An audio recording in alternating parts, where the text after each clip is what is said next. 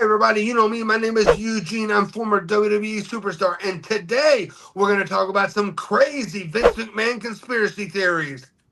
Probably the second most shocking thing, interview with Paul Heyman, recalls an incident where Shane presented some idea to Vince that Vince did not want to do. Paul Heyman says that Vince told Shane, the only way that's going to get done is over my dead body. Paul Heyman said he's sitting there watching Vince hand his son a knife. Stick the dagger right here. Stick the dagger right here. And if you're not man enough to do it, then I'll have to take that into consideration as well. Or maybe you can buy me out like I bought out my father. And if I don't get out of your way, be prepared to get rid of me the way I would have gotten rid of my father when he wasn't doing the things my way. What does that mean?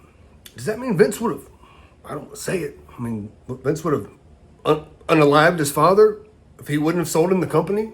He can't be saying that. Paul Heyman could have been embellishing.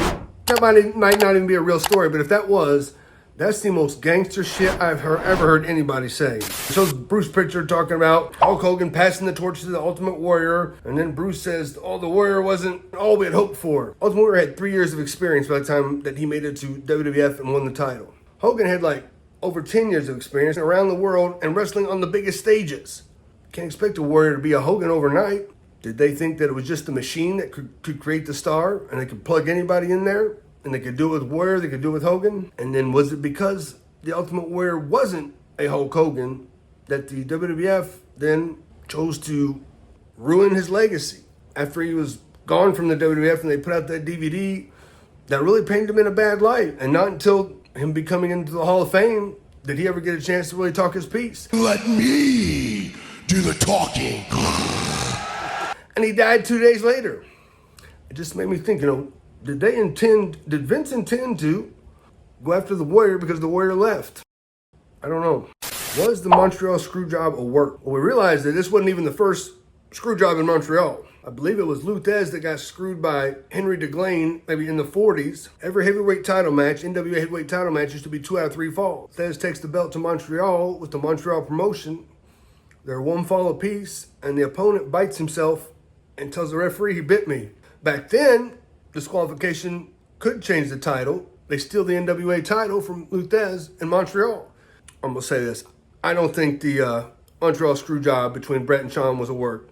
But let's play into it. Let's ask these questions. Is it just poetic chance that there was a Screwjob of the NWA heavyweight title years and years ago and we're going to do it again in the same city? Here's my question. How did Bret know to do WCW backwards? Because in the camera, it flips it. Is that because Bret's an artist? Maybe. And then Bret's documentary just happened to be filming that day to catch all the action that they needed to catch behind the scenes? Why does Vince continually allow the clip of Bret spitting right in his eye to be played and played and played? It seems to me that that's pretty degrading and you wouldn't want that to be seen again. I don't think the Montreal Screwjob was a work, but I think it's fun sometimes to run down that conspiratorial rabbit hole of ideas. A little nugget that I thought was kind of, Triple H said that when he and Stephanie were trying to find the venue for their legit wedding, that Vince tried to convince him to do it on pay-per-view, which I think's awesome. I think that's the way it should have been done. Exactly. It should have been on pay-per-view. Could have done record numbers. But when Stephanie says no to her father, that she doesn't want to get married on pay-per-view, which is absolutely her right, and that's if she doesn't want to, then that's cool. Triple H said that Vince got angry with her and said she was being selfish. I can't believe you're being selfish. Could you imagine a father telling his daughter that? Vince was probably a billionaire at this point, or at least a millionaire. So who cares about the pay-per-view ratings and the pay-per-view money? It's your daughter's wedding. Vince booked himself against his daughter, Stephanie, in a street fight. He's not looking for, oh my God, I'm rooting for Stephanie. 6 days before Triple H and Stephanie's legit wedding. Is that not somebody getting angry because you tell them no and you take it out on what you do in the ring or on TV? This is just adding to the layer of complexity of the man who is Vince McMahon. Talk about more scandal and the Dr. Zahorian trial, 1991. Dr. Zahorian was the doctor that was selling steroids to the wrestlers. He went to trial. And I don't know if he tried to pin it on Vince or for some reason the federal government wanted to go after Vince. We've all seen the picture of him show up with the neck brace on. Was he just trying to garner sympathy or did he really have a neck problem? I don't know. But then it cut to Vince blaming Phil Mushnick for the federal indictment. And then to me, the most explosive thing that I heard in this entire documentary wasn't even about Mr. McMahon or about professional wrestling. It was that Phil Mushnick, in the interview for this documentary, admitted to being an FBI informant. This blew my mind. We've got a journalist admitting to be an FBI informant. So what does that mean? That he's going out and investigating regular people, maybe regular crimes, and then telling the government what he's finding out? Is that right? Maybe. Or is the government saying, hey, Phil, investigate Vince? Now, if the federal government has nothing on Vince to investigate him for, and they ask a journalist to do it, because a journalist can, is that right? And I gotta say, no, that seems weird. I don't know that that is the case, but it makes me think of Operation Mockingbird, where the CIA connected with a lot of heads of media to be able to tailor the narrative to give to the American people. Is Phil Mushnick a part of Operation Mockingbird? I don't know. But him being an FBI informant just surprised the bejesus out of me. But what you have to remember is anabolic steroids were legal until 1990. This was 1991. They were legal then with the doctor's prescription. That doctor was writing prescription to all the wrestlers, and they were paying for it. It was the doctor that was overprescribing. He's the one that went to jail. Vince got acquitted because they didn't have enough evidence. I don't think he was pushing it on guys. But that was just kind of a scandalous time all the way around because the media really demonized the steroids and the WWF at the time. Hogan goes on Arsenio Hall and blatantly lies about taking steroids, saying he'd never taken them before. I'm not a steroid abuser, and I do not use steroids. And then everybody comes out. They got old clips of guys saying, I shot him with testosterone. The business went down from there. Hogan asked for his full release from Vince, saying, I'll never run against you, brother, but I want to go to movies. Vince knew Hulk Hogan needed to leave, let him go. This was 1993. 1994, Hulk Hogan signs with WCW after telling Vince that he would never run against him.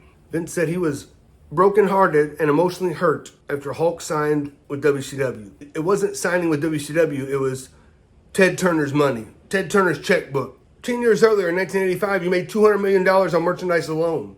You can't compete for at least Hulk? Didn't Vince do the same thing when he lured the best talent from every territory? Of course he did. Everybody knows that. Shane McMahon says that when Hulk jumped to WCW, it was a slap in the face. And then there was a little snippet of Vince, but he said, the expression is, money talks, I guess. You fucking guess? Your whole business has been lowballing the talent as much as you can to make the profits as high as you can. You've been an incredibly successful businessman by letting the money talk and doing what's best for business. But when somebody does it to you, then he paints himself as a victim. I want to talk about the day we found out about the Benoit murders. We were in Corpus Christi, Texas. It was a super show for Monday Night Raw. Both SmackDown and both Raw were there. And they pulled everybody into around the arena and gave us the news, you know. Chris and Nancy and Daniel were found dead. And everybody just like gasped. People start crying. It was like, oh my gosh, what was going on? They said, go ahead and go. We're not going to have a live show tonight. We're going to have a tape show. I had to be on, there was a SmackDown show the next night. So I was going back to San Antonio and I was riding with Funaki. About half the way back from Corpus Christi to San Antonio, Funaki's on the phone. And he's talking in Japanese, so I can't understand him. But I can tell by his emotion it's something important. He hangs up the phone and he says, somebody say Chris Benoit kill his wife and then kill myself. Which I knew in his broken Japanese meant committed suicide. Double murder, suicide. We were in the car ride back. It was still daylight out. So like we left maybe 4 o'clock in the afternoon. I don't know, 5 o'clock is whenever they let us leave. So if Funaki knew on the phone then, at what point did WWE know? On the documentary, they claimed that they found out as the package show commemorating the life of Benoit was airing on Monday Night Raw, they found out then. But I think they might have known before. But what are you going to do? They quickly put this package show together, and then you find out at the last, what was the right decision there? You didn't have the show because the guy died, and the family died, and it was a tragedy, which was the right thing to do. But if they found out before and continued on with it, it had to be Vince's decision. If you haven't seen my previous episodes detailing the evolution of the Eugene character, please feel free to check them out here.